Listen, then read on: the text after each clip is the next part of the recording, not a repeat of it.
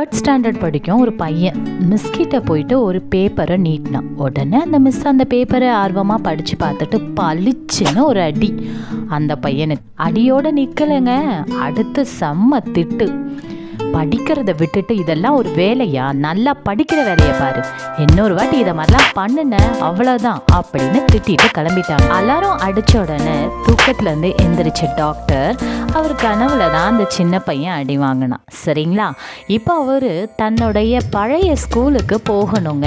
ஏன்னா இவர் ரொம்ப ஃபேமஸான டாக்டர். இவர் கை வச்சார்னா அந்த ஆப்ரேஷன் எப்போவுமே சக்ஸஸ் தான். அவ்வளோ ஃபேமஸான இந்த டாக்டரை அவங்க ஸ்கூலில் விஐபியா இன்வைட் பண்ணியிருந்தாங்க.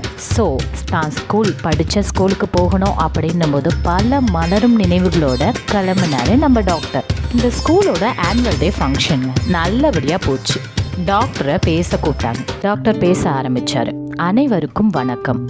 நான் படிக்கிற காலத்தை விட இப்போ இந்த ஸ்கூல் நல்ல மாற்றங்களையும் கொண்டு இருக்குங்க.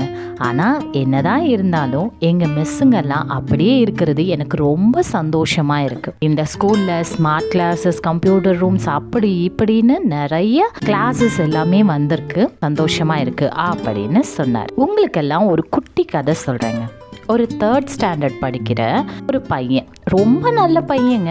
அவன் அவங்க மிஸ்ஸுக்கு லவ் லெட்டர் கொடுத்தான் அப்படின்னு சொன்னார். சொன்ன உடனே எல்லாரும் சிரிக்க ஆரம்பிச்சிட்டாங்க. சிரிச்ச உடனே நம்ம டாக்டருக்கும் புரிஞ்சது, என்னங்க எல்லாரும் 3rd ஸ்டாண்டர்ட் பையன் லவ் லெட்டர் கொடுக்குறான் அப்படின்னு உடனே எல்லாரும் சிரிக்க ஆரம்பிச்சிட்டிங்க போல இருக்கு. அந்த பையனோட நிலைமையை நீங்கள் யாராச்சும் யோசிச்சு பார்த்துருக்கீங்களா? 20K கிட்ஸ் இல்லைங்க, எல்லாம் தெரிஞ்ச பசங்க இல்லை. அந்த பையன் 90 கிட்ஸுங்க. படத்தில் காமிக்கிறத அப்படியே நம்பிடுவாங்க. அந்த பையனும் படத்தில் கதாநாயகியை பார்த்து நீ என் வாழ்க்கை முழுவதும் என்னோட இருப்பியா அப்படின்னு கேட்டிருக்கான். அந்த படத்தில் பார்த்தீங்கன்னா அவங்க 2 பேரும் வயசாகி இறக்குற வரைக்குமே அவங்க 2 பேரும் இணைஞ்சிருந்ததா காமிச்சிருந்தாங்க. உடனே இந்த பையனுக்கு நம்ம மிஸ் இவ்வளோ நல்லவங்க, நம்ம கூடயே வாழ்நாள் முழுசா இருக்கணும் அப்படின்னு நினச்சிட்டு தான் அந்த லவ் லெட்டரையே கொடுத்துருக்கான்.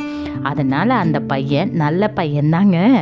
அந்த மிஸ்ஸும் அந்த லவ் லெட்டரை பார்த்த உடனே பளிச்சுன்னு ஒரு அடி அடிச்சுட்டு கண்ணா பின்னான்னு திட்ட ஆரம்பிச்சிட்டாங்க. அவன் எதிர்பார்க்கவே இல்லை.